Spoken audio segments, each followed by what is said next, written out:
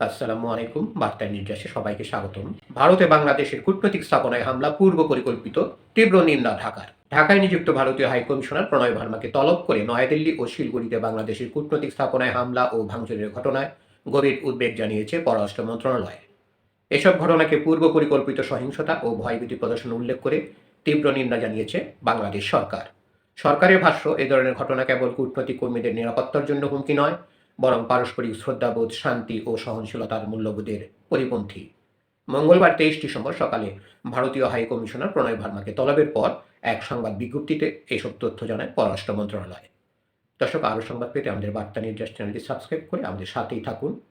পররাষ্ট্র মন্ত্রণালয়ের সূত্র জানায়, সকাল 9টা 40 মিনিটে ভারতীয় হাই কমিশনার প্রণয় ভার্মার মন্ত্রণালয়ে আসেন এবং পররাষ্ট্র সচিব আসাদ আলম সিয়ামের দপ্তরে প্রবেশ করেন।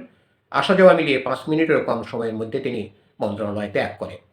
বিজ্ঞপ্তিতে বলা হয়, এই সময় বাংলাদেশ সরকার 20 ডিসেম্বর নয়াদিল্লিতে বাংলাদেশ হাই কমিশনের প্রাঙ্গণ ও আবাসস্থলের বাইরে ঘটে যাওয়া অনাকাঙ্ক্ষিত ঘটনা এবং 22 ডিসেম্বর শিলগুড়িতে বাংলাদেশের ভিসা কেন্দ্রে উগ্রপন্থী গোষ্ঠীর ভাঙচুরের ঘটনায় ভারত সরকারের কাছে গভীর উদ্বেগ প্রকাশ করে।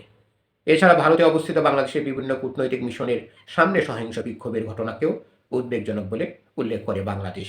পররাষ্ট্র মন্ত্রণালয় জানিয়েছে, ঘটনাগুলোর পূর্ণাঙ্গ ও নিরপেক্ষ তদন্ত, ভবিষ্যতে এ ধরনের ঘটনার পুনরাবৃত্তি রোধে কার্যকর ব্যবস্থা গ্রহণ এবং ভারতে অবস্থিত বাংলাদেশের কূটনৈতিক মিশন ও সংশ্লিষ্ট স্থাপনার নিরাপত্তা নিশ্চিত করতে ভারত সরকারের প্রতি আহ্বান জানানো হয়েছে।